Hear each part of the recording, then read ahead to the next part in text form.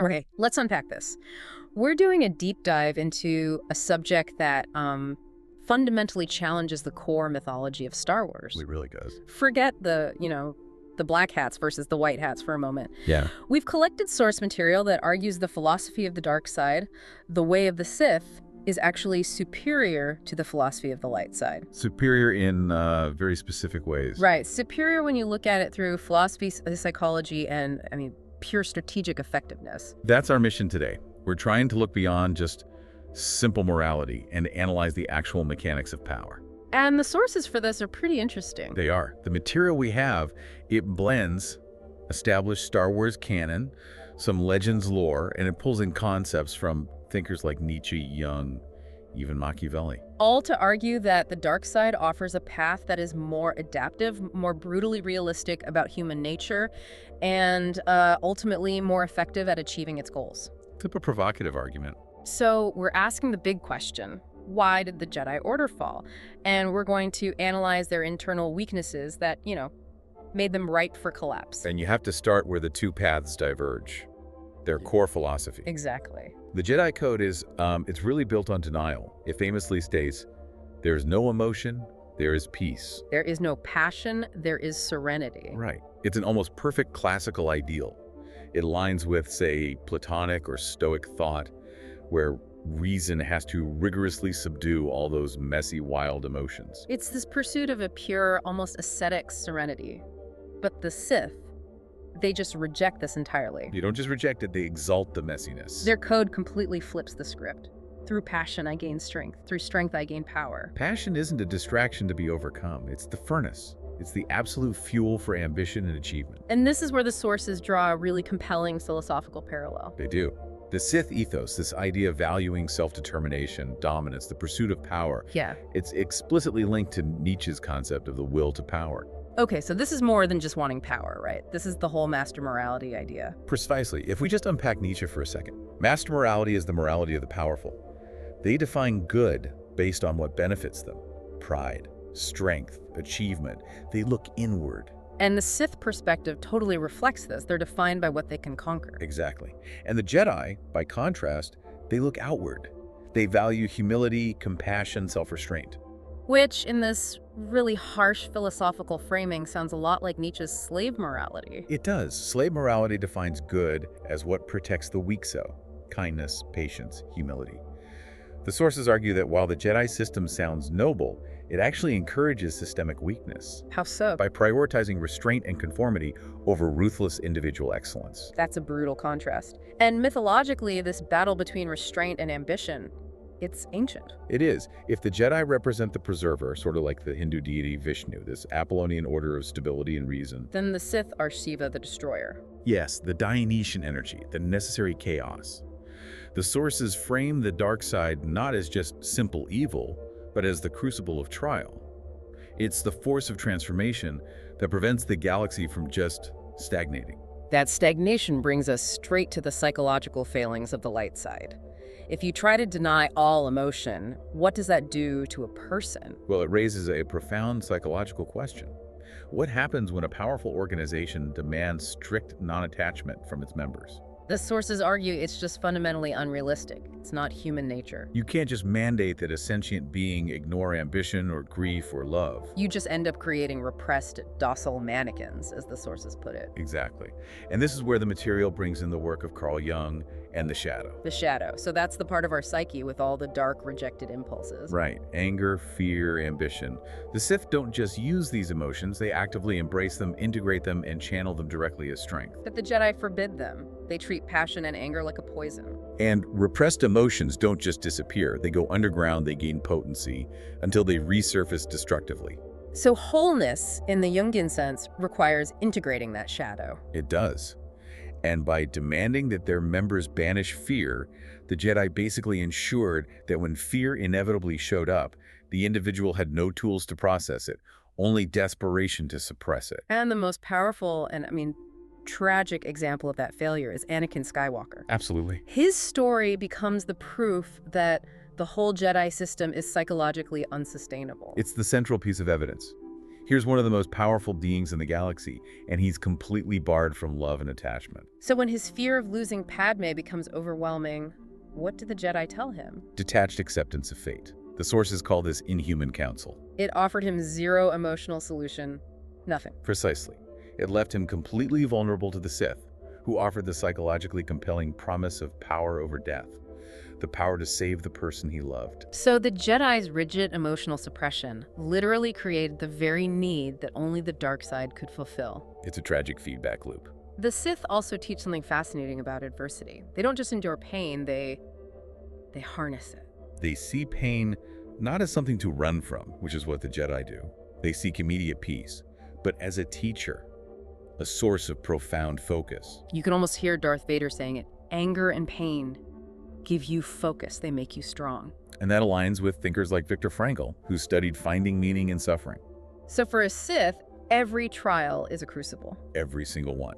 The agony of being remade into Vader or enduring betrayals, it's an exercise in perfecting the will. They believe that only by mastering this pain can you achieve true strength and insight. And prevent the soft stagnation that the Jedi allowed to fester in their own comfortable temple. Exactly. Okay, so if the individual Jedi system fails because it denies these elemental truths about the self, does that failure translate into a strategic, institutional weakness? It does. Profoundly. And this is where we get into the mechanics of power. The biggest strategic advantage the dark side offers is efficiency. It's a shortcut. Yoda himself warned that the dark side is quicker, easier, more seductive. And that seductive quality comes from shattering the Jedi's self-imposed limits on the Force. Because the Jedi restrict themselves. They do. They only use the Force for knowledge and defense. They draw all these boundaries. The Sith, however, operate without any taboos. They open themselves up to powers the Jedi call unnatural. Because they're too aggressive or morally gray. And we're talking about things like immortality engineering here. Right. Specific examples like Darth Plagueis manipulating midichlorians to create life. Or prevent death. Or Yeah. Palpatine's essence transfer, the ability to cheat death entirely, and conjuring devastating force storms. Things the Jedi wouldn't even touch. They refuse to even investigate these offensively potent techniques. So the Sith gain this systemic superiority just by being willing to explore the full spectrum of what's possible. But the dark side is always portrayed as chaotic, self-destructive. How did the Sith overcome that? Through strategic evolution. This is the brilliance of Darth Bane's rule of two. Okay. When open warfare nearly wiped the Sith out thousands of years ago, Bane realized the problem wasn't the Jedi.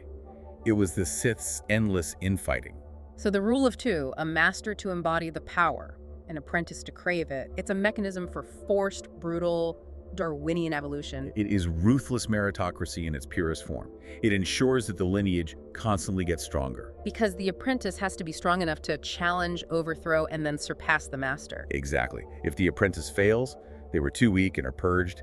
If they succeed, the new master is inherently more powerful and cunning than the last. It guarantees survival of the fittest across generations. And you contrast that with the Jedi Order, which was, it was static for millennia. Utterly dogmatic. The Jedi Council, according to the sources, relied on egalitarianism and mercy instead of ruthless merit. They kept their mediocre knights promoted based on seniority. And refused to adapt their tactics or philosophy, just sitting in their ivory tower, predictable and ultimately blind. And that strategic adaptability is what allowed someone like Darth Sidious to execute the grand plan. This 1,000-year-long game. Sidious, realizing that frontal assault had failed, shifted the Sith identity entirely. He made them operate in the shadows. That kind of strategic patience is something the short-sighted, committee-driven republic could never match. So let's talk about how this superiority plays out in direct conflict, especially psychologically. The Sith are not restrained by pacifism. Not at all. In a duel, the Jedi are often fighting, as the sources note, with one hand behind their back. They're restricted to calm and defense. While the Sith fully weaponize emotion, rage, aggression, pure bloodlust channeling powers like Force lightning and the choke. They often overwhelm the Jedi with sheer offensive ferocity. But their real edge in combat is psychological warfare, the tactic known as Dinmoj. Yes, Dunmech. The strategic use of taunting and verbal manipulation during a battle. The goal being to sow self-doubt, expose hidden fears, And trigger an emotional rash response from their opponent. Think of Vader goading Luke about Leia or his friends. It forces the Jedi, who needs a clear mind, to fight, to engage with their repressed emotions right in the heat of battle, when they are most vulnerable. The Sith are simply playing to win. They use every trick in the book. The Jedi, bound by codes of honor, often fail to match that ruthless efficiency. But the absolute peak of dark side superiority have to be political mastery, and this is all Palpatine, Darth Sidious. The material calls him the most successful Dark Lord in history for a reason. And his triumph wasn't built on lightsabers. No, it was statecraft and manipulation. Yeah. Palpatine engineered the entire Clone Wars from both sides. He controlled the Separatists through Dooku, and at the same time controlled the Republic's clone army. So he created the crisis that he then offered to solve. Exactly, it was pure crisis induction. He manufactured a scenario so terrifying and chaotic that the Republic was willing to surrender its core liberties for the promise of security. And the Senate just gave him the power he needed. They did, convinced by fear. It's straight out of the history books. It sounds a lot like Machiavelli. It echoes Niccolo Machiavelli's The Prince perfectly. Machiavelli argued a ruler has to set aside conventional morality and use deception and fear as legitimate tools to centralize power. The ends justify the means. That is the ultimate dark side philosophy, no matter the cost. Yeah. And I mean, tyranny, when it's executed by someone as brilliant as Palpatine, can be incredibly efficient. It's its own form of superiority. It is. The dark side centralized authority, a dictatorship maintained by fear, enforced by superweapons. It meant incredibly swift decision cycles. No committee, no bureaucracy, no dissent. And that strategic efficiency allowed him to achieve what the sluggish, politically paralyzed Jedi Council could only dream of: total control. Secured in one decisive move with Order 66. So if we synthesize this whole argument, the claim is that the dark side is superior because it adheres to the harsh realities of power and human psychology. While the Jedi adheres to an unworkable philosophical ideal. That is the core argument. The dark side's superiority lies in its realism, its adaptability, and its relentless focus on measurable achievement. The Fifth speak to these elemental truths about power and ambition and change. That the Jedi's ascetic denial simply can't combat effectively. The ultimate triumph of the dark side in the saga, the sources suggest, reflects a real-world truth.